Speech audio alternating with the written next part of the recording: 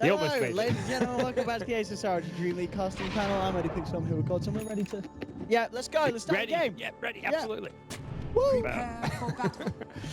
Okay, here we have it. So Imperial at Finem, game 2. The drafts have come through. We've got an Enchantress squad, one of your favourites. We've got a Nature's Prophet. Now, what's up with that? Yeah. We just don't see this hero. It seems to be an occasional pick for Imperial with the Drow strats. I'm not sure. I'm confused a little bit. They've gone very funky with some of their picks. You guys on the panel, not much faith in the Imperial magic or some of their creative drafts. This one exceptionally creative, I would say. Nature's Prophet, kind of forgotten hero, very good at kind of winning. I would say the way I want to see it played is like win the early game, like TP around a lot, find some early pickoffs, use the fact you have all that bonus damage from the Drow to just TP in, right-click a few times, gank with the Enchantress, very aggressive potential from these heroes, so looking forward to seeing what can come out from them. I'm not quite sure what's happening here. They're calling go, but no one's on pause. Let's do it. Come on. Both teams are ready. Even now, Caster's back in. Finem said G. Imperial not responding. Right. Oh, okay. That makes sense. Don't know what's quite happening here. But indeed, here we have it. Final game of the day. As you said, yeah, doubting our doubt in Imperial. You like Imperial's draft, I don't know. I like their draft last game. Like last game I looked at, I was like, okay, very clear idea of what they want to do with the Drow Weaver, with the Abaddon to protect the Weaver. This game, it's all in on the early game, really, with ganks and tower pushes. This one's a bit more all in than last game, but I can see it working as a thing. I guess if the Enchantress has a lot of success with the early rotations, this draft can be very effective, but that's, of course, the big if. Oh, smoke will be popped, and hello, that Finem has been seen. Oh, it's a bit of a wraparound. The stun already on to 2. They'll get level 1 fatal bonds up for this one. Skylock, slow down as well. He's trying to get himself away. Healed up by Spartan. It's not enough. That's first blood for the Nature's Prophet. Spartan to fall as well. Imperial pick up 2. MNT hiding. MNT. Oh, he's looking for him. Buddy, he's done it. He's juked him somehow. These body blocks from Wait, that Obs is in sentry range though. That Obs... Well, Rise has got a stun again in 4 seconds. Madara almost certainly dead. Yeah, he's dead as well. Unless he can juke this. Oh, he didn't go for it. Rise. Panicked. I mean... He should still get it. Yeah, surely. Surely, there we go. Getting the vision for the stun. Ad Finem kicking off the game, giving away 3 kills to Imperial. Looks like MNT will get out, but yeah, MNT gets himself out of there, gets down a nice Observer Ward. It's the previous Observer Ward which will get scouted out by that Radiant Sentry Ward should the Enchantress head down that way, which should happen eventually. Nice little block by MNT will mean that Enchantress walks right into that Observer Ward though. Hello? Noya, go back. Noya, go back. Did he not see it? You know, he saw it. Yep, but he didn't see it. So on the next pass one. Yeah, it's one of those things like you're just not expecting a ward to be there. He probably wasn't even watching his hero. He was just like watching the lanes while his hero walked to that camp, because there is no way in hell you expect there to be an observer ward there. No, like, not that deep. That's. I think MNT just put a ward there because he was like trapped in those trees and was like, well, I may as well ward here because I'm trapped here. Why not? Oh, Noya's gone back. Oh, Noya, no. Does he not see it? No. Oh, what? He's actually missed it. Is it that hidden? On 2 pacifiers now. And it pops, like normally it's your peripheral vision as a player will spot those things because you notice dots on the minimap that shouldn't be there. So normally walking past, like, even if you don't notice it, a teammate will notice because they'll be like, hey, what's that red dot on the minimap? Because pro players, they tend to look at minimap and see stuff like that. Is there some strategical use of leaving it there? No, there's not. That's 100 gold. You'll lose your 100 gold. You take that 100 gold. But yeah, he's just going to come top, look to win the lanes for him. Has a good couple of creeps up here. The Dark Troll with the Ursa, so will get dewarded himself. I mean, looks like the lanes, I mean, mid lane as well at the moment. Going pretty good for Baby Knight. He's 8 for 7 against the 6-4 and getting a lot of denies in against Thug. Yep. Thug is a bit worse for wear with Baby Knight getting off to that good start with all those denies. Has 2 points in the heal, so he's playing very aggressive against Thug. And does have the Drow Aura, of course, to give him a little extra boost in mid. Top lane, you've got the Enchantress helping out the NP. NP already with phase boots, so it's a bit of an edge for him. The smoke from Noya will get immediately tagged by Finem. He'd smoked up and from the low ground got spotted from the high ground of Spartan, as well as the smoke getting popped. So unsuccessful rotation from Noya, but not the end of the world. All 3 lanes, in theory, being won by Imperial at the moment, though. That's the big win for them. Bottom lane, they'll have a bit of a go onto Skylark.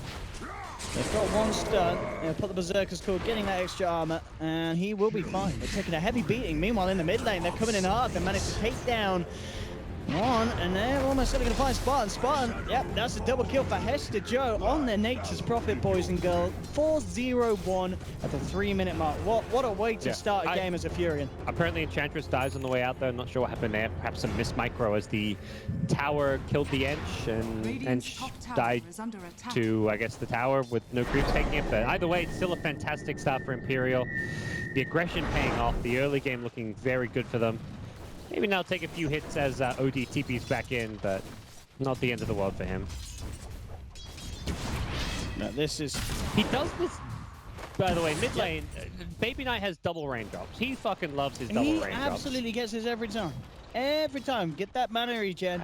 Stacks up, and of course, very nice in the sense only 1 charge goes down. So when your first raindrop gets to 1 charge, you can drop it and then pick it back up, so then the other one starts losing charges. So you have the double mana regen for the majority of this time. Like until you get down to 1 charge on both raindrops, you have double mana regen. So yeah, this means the OD Astral Harass is going to do very little. It's a big gold investment. I mean, you're looking at a good 450 gold, but he just sees this as like a better investment than getting like a fast glove, like the Midas Swoop faster or like a phase boots. He just wants a double raindrops for constant mana. He's out. If you went for the Lucent before the right click, he would have got that, wouldn't he? I wasn't watching close. I can't say. Okay. I didn't really seek. Yeah, I guess, yeah, he just had the attack on him. He didn't maybe expect him to go over straight for TP. Oh, actually, coming back into the lane. Oh, my. I mean, he may die for this. Oh no, he's good. Hester Joe Rotten, 5-0-1. He's absolutely doing it this game. He's having a hell of a game. He's top of the farm charts as far as net worth goes. CS, he's got 12 CS. He's farming heroes. He's got 5 hero kills. That's just remarkable. At less than 5 minutes. And they said this hero was bad. Hester Joe, making it work. Yep. Across the board, lanes being won. And Imperial about to hit 6 on Ace's Drow. That's when these lanes can get won even harder in theory. And level 6 on Baby Knight now as well. So if anything kicks off mid, he is going to be able to retaliate with the Chaotic Offering. Oh yeah. I'd like to see him pick up a TP maybe to rotate to some of these side lanes. But now it's just the treads coming out on Korea. Nothing too crazy there. Bottom lane though, this stack maybe punished as Ace comes in. On Hester Joe! Oi, oi, oi! Oh, it just doesn't stop. He's trying to silence the Grave, but he could have actually killed both, not knowing the Grave wasn't leveled up. This is the Spartan special with his Dazzle not getting Grave. Actually had both kills if he wanted them, but hey, they get the more important one, and that's the Axe kill. Yeah, 5 eyes. I'm waiting for this streak from Hester Joe to stop. It's just going from strength to strength. They're going behind the tower now. They want Spartan. Rise. Is he really going to get himself involved in another? He is.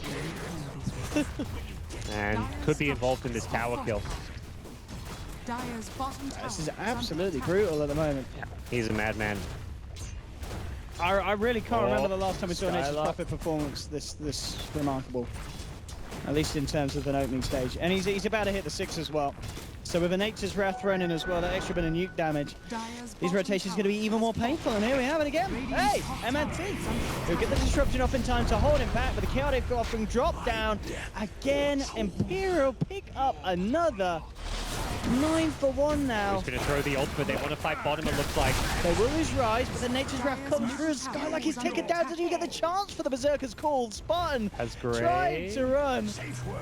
And indeed he will Grave, turn around with the Poison Touch. But meanwhile, in the mid lane, Hester Joe Rotten. This is what Imperial's draft is meant to do. Dominate the first 5 to 10 minutes of the game. They are so strong with the Drow Aura and the rotations from NP and Enchantress. Nature's Prophet is playing like an Enchantress, ganking every lane possible. Has the value items, the Phase Boots, the Blightstone, the Raindrops. He's picked up a Magic Wand. Now he's going into Drum of Endurance. He's going pure early game, cost-effective items to try and dominate. There's nothing that Finem have that can stand up against this at the moment. Yep. I mean, the best thing for Finem is the fact that, considering the pressure that's being put on them, they're still getting farm on their cores. Yeah, they are getting at least some farm. It's still a 6k gold lead, and this early on.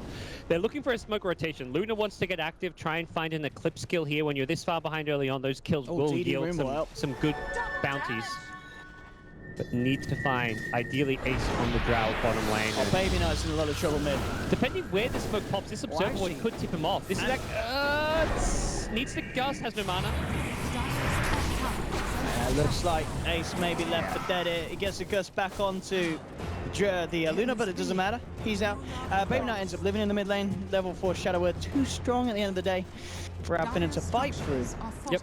And it's a T1 tower. So it's like a Drow for a Tier 1 tower at this stage, but in theory it's a Tier 1 tower Imperial are going to get anyways. You can't defend after Finem, so really the kill on Drought is a bonus for them and is a pretty nice bounty. Luna picking it up. Not only 330 gold, but with the whole team being there and ideally getting a Tier 1 tower as well to follow, Finem could find a small little bit of a comeback gold for them. Definitely too early to be saying comeback still. Party time coming in. They do have Eclipse on Madara, and he'll pop it immediately. Ticho trying to get himself out of the sideline. Good stun from Rise, holding 2 back. Madara pulling pretty low. Lucid beam on Testajo, so he's got to be careful. He'll look towards Skylark. Skylark try for the TP out, doesn't make it. That'll be 1 down, and now Ace looking to chase down Madara with the Frost Arrows. Rise with the stun onto Odie on the sidelines. Ace now backing off. They've got to be careful. Imperial incredibly low. Nice gun from Ace, holding back 3. The Astral, that's going to bring Testajo very low. In fact, it might kill him. No, Raindrops keep him alive. Testajo survives. Gets himself down to the south, and now Flood is going to die. Oh, the Nature's Prophet TPs with Taunt, rubs salt into the wound as Finem find absolutely nada down bottom. Oh my goodness, this is textbook performance on how to run a Nature's Prophet lineup from Imperial at the moment. It really is. 606, phase, drums, 9 minutes in. I saw Bulldog in the stream earlier. I wonder if he's watching now because he's going to be absolutely loving this. Oh, it's absolutely classic beautiful MP. Dota. Yeah. Well, they're not done. They'll start. This is before they've taken the Tier 2s. The Tier 2s should drop very quickly at this stage. Not much Finem have as far as ability to fight. There's no Blink Dagger on the Axe for some time. The Luna has Brown Boots still.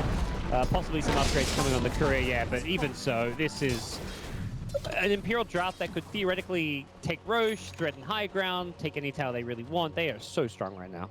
Yeah, I think it is reasons like this why, you know, a team like Imperial made it through the opens, and even though they didn't win the, get that spot that they wanted through at the regional qualifiers, they still showed a strong performance because they just come out with these drafts, these strats that are either new to us or that have kind of long been forgotten, that we just don't see. They're a team that's not afraid to try something that other teams haven't enforced. They kind of break away from the meta and say, well, this is what we do, and you're not going to know what to do against it because no one else has done it against you. Yeah, the problem with like the majors was that people had started to figure them out a bit, so they knew what they were going to pick. But this is at least similar but slightly different. They'll not drop the rock. Ooh. Do you think he? I mean, he obviously decided not to. He decided not to. Yeah, I mean, honestly, I'll defer to Baby Knight on that one. Yeah. He canceled it. He knew that they weren't going to get the kill without it. So, yeah. Well, they'll get a kill mid. It means you have it. You can go 5-man push. If you use the rock there, Finem can smoke up and try and take a team fight with no rock. It's the only real team fight spell that Imperial have, so saving it, why not? And it's a bit of a shatter to the mentality of Finem. It's like them going, oh, I mean, you are the carry, but you're having a bad game. We don't want to kill you. We don't. You're not worth the gold. You're number 5 on network. We're more farm than you. Yeah. You're not worth the rock golem. By the way, Baby Knight has a very cute little item pick up, the Dragon Lance. He's saying I can push as well. This is not even like, it's a bit of a trolley pickup at the same time. It's actually like a legit item as far as hitting buildings go. He right-clicks decently fast with the Treads, Dragon Lance, and the Drow Aura. His right-click's not too shabby. Yeah, and of course, one thing as well that we haven't mentioned that's also really nice. I mean, Fatal Bonds and Nature's Wrath. Having that nuke bounce around all heroes. They're going in. That's Chaos Inverter is still 1 immediately. Oh, and killing 2. Right, double kill, 16 for 3. Top lane. Madara does play his way out of that one quite nicely with the Eclipse. He will be able to take down Hester Joe. He's getting a little bit cheeky for the kill, but the trio's chasing him down. Madara will simply turn and yeah, should be able to right-click those beauties out and goes for the TP back to Mace. He will make it. I love that. The Luna laughing. I don't think you have much to laugh about at this point, Luna. Yeah, she probably looks at her network as well. But no, at the moment, this power of Imperial, the push trap is working. Skylark looking to help turn it around. Jumps in with the cool. Isn't quite getting the spins he needs. It does take down Rise, but he's almost certainly going to die himself. Spartan in trouble. They lose the axe as well. And there's going to be buybacks coming out already. Spartan getting himself back in the game on the Dazzle. 12.5 minutes in, and it's looking very grim for Ed Finem. Having to use 5x at this stage. Luna does at least get a Dragon Lance out of that NP kill. That was like a 900 gold kill for the Luna onto Hester Joe. But it's still troubling times for the Greek boys. Perhaps a bit too much celebrating post-qualification for the major. Yeah, I mean, you gotta imagine there's a little bit of whatever in kind of the Afghan camp. They've done the big one. They're looking to obviously get practice. I'm sure they, by all means, do want to make it to the LAN because these guys, they just love playing Dota. They love going to the LANs. It's, you know, we saw them at the last summit, and these guys just it's such a bundle of fun. You know, you could tell they were enjoying every minute of it. So. By all means, doing their best to make it here to the DreamHack LAN. But today, Imperial making this, this kind of dream very hard to achieve. It's hard to maintain that level of play. Like, it's just such an emotional momentum game that you qualify for that big event or do really well in one event. Doing that well in 2 events in a row is very, very difficult. Motivation and just general, like, mindset plays such a big part when it comes to Dota. That's where a team like Imperial is like, well, this is our tournament now. We're not going to the major. Asus RoG DreamLeague, this is where it counts for us. Let's make a name for ourselves here. Baby Knight. Interesting what he goes for in terms of build after the Dragon Lance. Like, I mean, does he still go for the Ags? Does he get a Midas or? Hard to say. Ags seems like a reasonable follow-up pickoff. Yeah.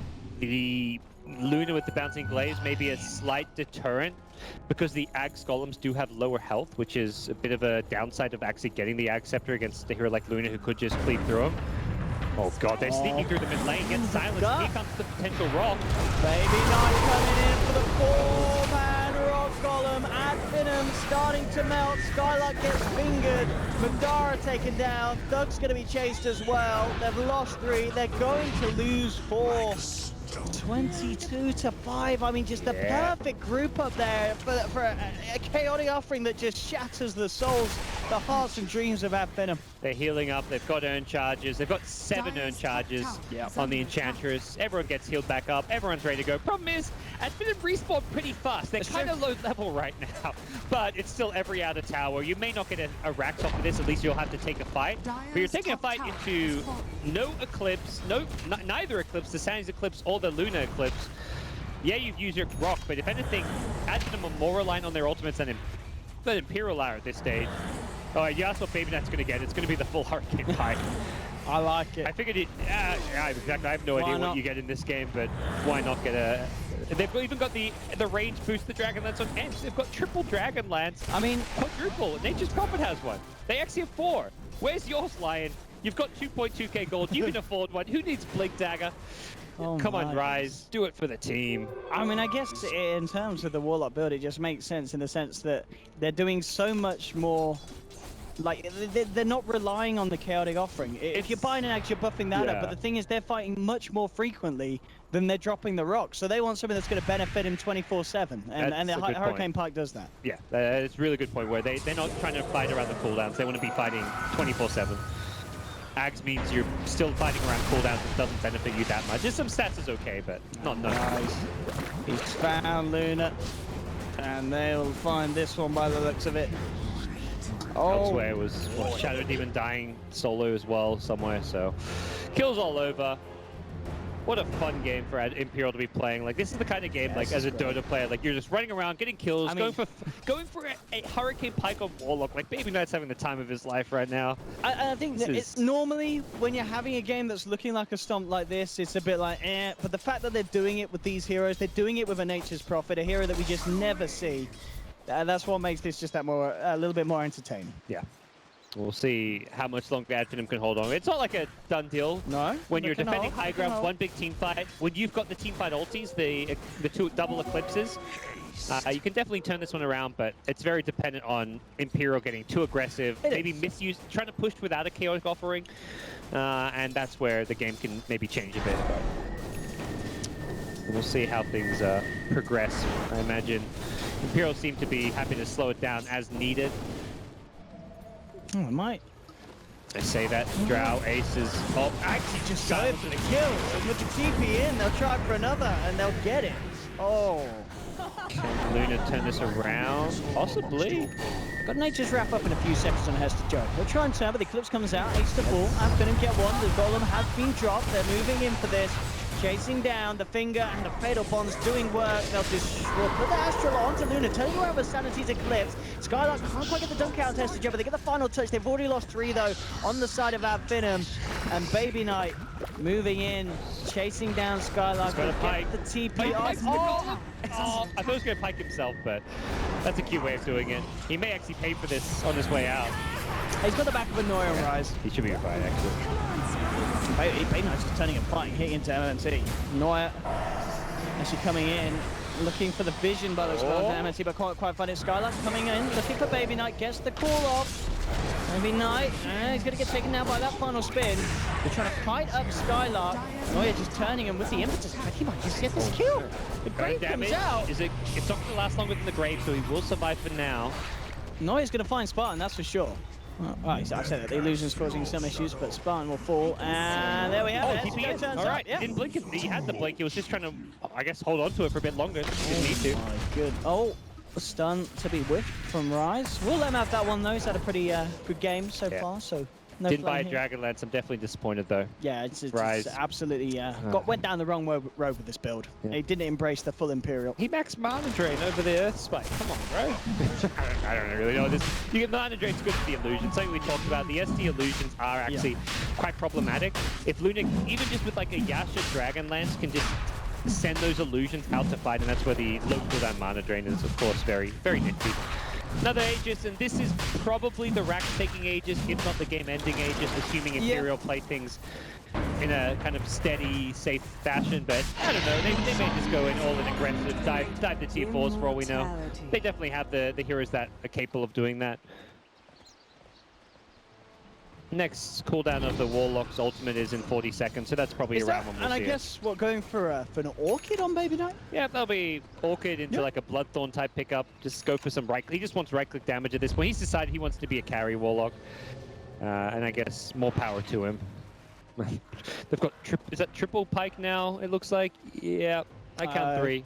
Nearly quadruple pike. Yep. With the Drow finishing hers off. They need to have some words with Rise. He's not stuck to the plan. Where's Rise's Hurricane Pike? It really is a bit of a letdown, Rise. But at the moment, I don't really quite know what this game is. 30 for 8. It's a bit of fun. Again, it's some serious. This is a serious start for Imperial. They're not doing this to clown around or treat this like. I mean, they're dominating. They're dominating the team that just got first place in the European qualifier, and this is a very stock standard Finem draft. Finem running similar stuff to what they did in the majors. Shadow Demon Luna. This was winning game after game in those Boston major qualifiers, but here it is, struggling against the Imperial aggression. Enchantress is the kind of hero that's really good against those like kind of mid-game aura, like SD Luna type strats where you can just crush the early game so hard with a Drow with Enchantress that you just don't give them a chance to fight. Let's see how well they can go for a high ground push. 4 Hurricane Pikes complete. Chaotic offering available as well. So yeah, he says the Aegis. They'll get aggressively weaved, which may slow them down a little bit. We keep seeing those pesky illusions go flying in. This time just some Axe illusions. Axe is looping around from the right side. He's smoked up. He's looking to blink in. Get the blink, and we're going to jump in on Tester Joe. Columbus drop, there's the finger as well, onto Thug. Thug heading back, and will Astral himself to protect it from one of the impetuses. There'll be a buyback from Tester Joe, looking to get himself in the fight. Madara coming in with the Eclipse, looking for Ace, will find him, but he has the Aegis. Ace is going to be back for round 2. Nice grade coming out for Spa, buying Madara sometime, but Madara will still fall. There'll be a buyback from Thug, but they've already lost 2 on the side of Finem without buyback available. Noya moving into the base, forcing OD and Axe back to the fountain. Looking like there's the first lane of frags with the Aegis. Possibly could even consider threatening the top lane. Creep Wave has already reached the top lane, and if Finem can't defend that, it's probably just game over. 2 lanes of frags this early on might just be insurmountable. Yeah, it looks like this could be Finem dropping a second game here to Imperial. It's Imperial just bringing something a little bit different and showing us how it can work very perfectly. And we'll lose Tester Joe though, and that is a dieback. He's down for 70. Imperial may have to be a little bit careful now. Ace being brought out of the fight. Shadow worded up, he should be fine. Skylark just not able to get the Berserker School off Ace, just a little bit too far out of range. In fact, maybe thinking about turning. They are evil, they're ready to look for Thug. The damage from Ace coming out, forcing back Skylark. Again, these impetus and Fatal Bonds doing a lot of issues here for the side of Finem. Skylark's the pull on the side, he'll buy back. Rise just doing his best to hold Finem back here. They'll move forward. So they will go for the Lions. They will get Rise. Again, this was a buyback used from Skylark. Orchid's now complete on the Warlock, and it's 34-11. Yep. Oh. Why not? 20k gold lead. They don't get the second lane of Rax, so things not quite done and dusted. It's still that kind of gold lead, Rax lead, where you've got to just question how much of a chance Finem really have. We've seen some crazy comebacks from them earlier today against Escape, but that's another kill. He's picked off. They're not going to add up just yet, but you give 4 or 5, maybe 10 more, they will add up. That's a sizable swing in itself, close to a 2,000 gold swing just from that one kill. Radiant's middle tower is under attack. Now it's interesting to see Finem being able to get this push together. I mean, considering the gold difference at the moment, and Finem actually managing to get some objectives done. Yeah, no. The Warlock, actually, Warlock Rock has come back up now. See if that gives Imperial some gusto to push forward. They'll see the TP's back and probably realize it's time to go farm these lanes, push them out, look for another team fight as they approach what is their end game. This is like, in theory, their draft is not meant to go past 30 minutes, so they really want to be ending this game soon, whereas Finem, anything to stall this game, buy themselves some time, could be the solution as far as winning them this game. But don't be surprised if this game just ends in 2 minutes as the stomp it is, but at the same time, it's very much a game that could go another 20, 30 minutes if Finem puts together some good holds. Yeah, which really will be quite remarkable if they can indeed spin this one around. We'll see if that's going to be the case at the moment. Noya, he knows the Luna's in the neighborhood. Both of them farming Ancients at the same camp. That's a bit awkward. Put down another ward as the first is about to expire, so Rise is looking just to set up around that Roche pit. Not that it's going to be respawning too soon. Indeed, some very interesting builds coming out this game from the side of Imperial. I can't remember the last time I ever saw a Dragon Lance, sorry, Hurricane Pike, Orchid, Warlock, and I don't think I'll ever see it again. No, they're walking right past this Observer Ward, so Imperial know exactly where they are. They may actually find Madara here from coming in through mid lane. Oh, that's a... oh, Luna. Yeah, are they going to go for him? Yep. Yeah. Oh. No Mantis, but well, that would matter anyways. And theoretically, they can just push through mid, go top, or even push through top. Nature's Prophet's already up there. Yep, they're going to head on up there, and they see multiple heroes at bottom. That's just like a, if anything, that's like a positive thing where it's like, oh, they're bottom, let's force them back. We know exactly what we need to do at this stage. Baby Knight's just going to drag creep some of the high ground in the air, start hitting the racks. Yeah, no need to hold back here for Imperial. This is already Finem out of position, taking Fatal. Their Rax is down before they're even back to defend.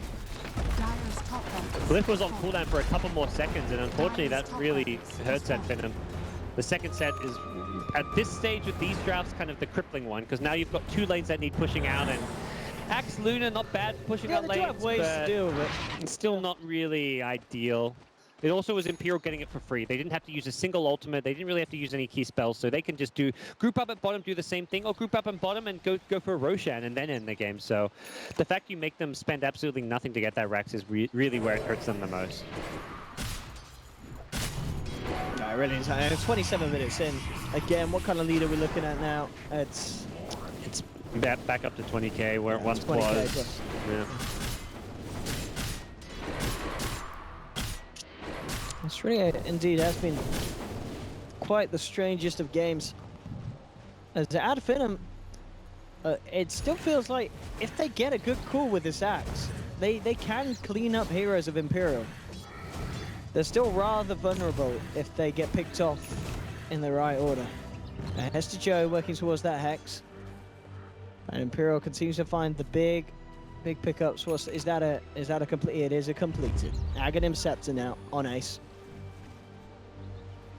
Another way to help deal with the illusions, and also to push in that little bit faster. And at Finem, they're looking to prepare for this one. Imperial will be coming up from the low ground potentially, as this could be a good fight for AF. We'll see if they can get the jump that they need, though, and they do need to get the jump. If it's Imperial jumping on them, the fight's over. They know that they've been seen.